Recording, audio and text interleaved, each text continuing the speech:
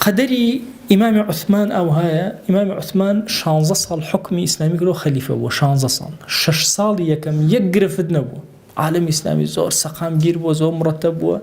10 صال أخير حكمي بتابتي 5 صال كوتاي حكمي پر ولا فتنة هر أو كسي ذو الخوي صرا كوتم بيغمري خواه صلى الله عليه وسلم كاتك بيوت وتي ويحك كورا كي أقل من عدالتكم كي عدالتك هيج عذرنا هنا وفي غمر صلى الله عليه وسلم مجلسك بجيش الرشد إمام عمر وتي يا رسول الله كورا منافقة بابي كجم فرموي لو شيء أما وهاويني أما قومك دروس أبن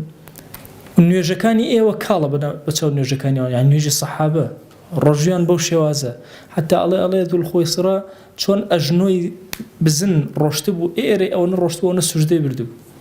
فرموي بيغمر صلى الله عليه وسلم وهاوينا كاني أمل الدين درجة شون تير لكوان درجة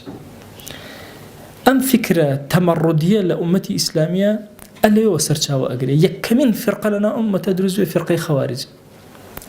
يكم الشبهات يعني هنا دروس يعني أكردوا يعني كده مشاكل وهر جاري بشتكوا عالم إسلامي مشغولك حتى وكو شر صالي يكمج عالم إسلامي زور هشيار بالشايع والدعايات يعني أكد زور بهزم سيدي أمره ما كان عالم إسلامي أو ندل دوا جاري وها كومنتي في فيسبوك الرأي هم وأنا قرر عالم إسلامي خاوني الرأي خوي خاوني كياني خوي وخاوني فكري خوي لا أستيكي زور برز همو فردكي بالا بيري أكردو بلام لدواي شر صالي يكمي حكمي سيدنا عثمان رضي الله رحمة خوي لبه ورده كيشو قرفتكان دسي بيكرد كيشو قرفتكان يكم جارشتي بسيط طبعا همو كيشو كان سياسي فرقيكي بقوتي سياسي لبشتو كارك بلام شون اشتكان دربري خونا الله من السلطة أمي عثمان لابر مشتيوا نابي همو جاني سامليان قبلناك عالم إسلامي هشيارة أوراد إمام عثمان لنا مكان يجي إتمام كر قصرين كرد يكيق لرخنا زور سريكا كان يعني أمبو شون أبي قصرنا كبيغمبر صلى الله عليه وسلم لما دينا وهاتوا مكة قصري كردوا أم مخالفي بيغمبري كردوا صلى الله عليه وسلم حتى برسالة كل إمام علي إمام سيدنا عثمان خوي إمام علي ناروتي برد جوابي عن برو إمام علي بيوتي إمام عثمان بويني لنا مكة قصرك شكو خزاني هي لنا مكة وكوا دو مالي هبل دوشن خزاني دو ملوي بوي كإتمامي كردو زور شاكي كردو يكيك تلا رخنا كاني وتيان والله خزمة كاني خوي خزمة نزيكا كاني خوي أما أنا أخاته بيش خلقي ترى أوان داءنا إمام علي فرموي كورا خزمة نزيكا كاني خوي هندي زوريان أوانا كلا زماني بيغمرا صلى الله عليه وسلم لزمان إمام عمر دان راو وتيان كسي بتشوك أخاته بيش يقوروا كسي زور فاضلي قوري بير هي لنا وأصحابه أشي جنجا كان داءنا راسي جنجا كان الصحابة بس أشي جنج داءنا تي ويحكم هاوار بو ايوا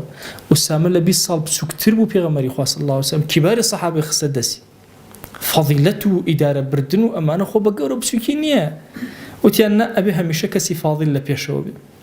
او هو كاري السركيبو بو فتنه لزمن امام عثمان زور قوربه ام خوارج لبنا وهاتن بمشتبچو كانوا انشتنوا وكيشو مشاكل قوريان دروسك بلام هو كاري بشتري اما او لزمان سيدنا عثمان الدولة من ديك الزور ويكرد جهاني إسلامي لكاتي فقيري ونداريات تينكوت لكاتي بون وهبونا تيكوت ويزور كاد إنسان كاتي قاتشي أخزي أو كاتنيك فقير أولاتو بيد صلاة لكاتي دا صلاة قاتشي أخزي بوي أبي الزور بهوشياري مع ملبكات ويكيت له كاركان هاتني إمام عثمان لدو إمام عمر طبعا إمام عمر بو تشدد وبو تندية إمام عثمان بو نرمي وبو هواشي وهادئية لزمان إمام عثمان هيج صحابة الكبار الصحابة بو ينبو بشيء خارجي مدينة همو يعني لمدينة كوكردو بو اختلاف دروز نبي دائما سريان كردو بيكا اختلاف خوشيز اختلاف دروز بها لبينا كيش دروز نابو أتباع زور كاد اختلاف دروسكن لزمان إمام عثمان درجة والله كنا هر يكبو كيو أروى برا خدمتك هر كسا كم الله بدوري وأنيشتنو تعصب يعني برا يكيب أكلو كيشو مشاكل ورد سري هالدا مسألة ورع زور كاد تنجيشتن لورع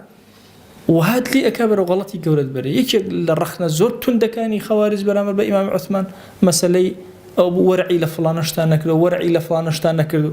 غير أمانة أو تخطيط وردي كدان رابو ديهان نامة تصوير كرابو بناوي إمام عثمان بناوي سيدتنا عائشة بناوي طلحة بناوي زبير بناوي إمام علي حتى كهاتنا ناو مدينة يعني واهاتبون كإمام علي داواي كردو بيكن بخليفة كهاتن سير كإمام علي هر آقاشي ليني وتي والله من هر آقام لمني هر خبريش مني همو جيهان أجولا من زورتر ما بس أمني فتنة كإمام عثمان بدري جوان بس وتفصيلاتي زورة كات وقت زور لتشي والسري هالدا شون لكوتايا بشهيد بوني سيدنا معاوية سيدنا عثمان رضي الله عنه وكوتايا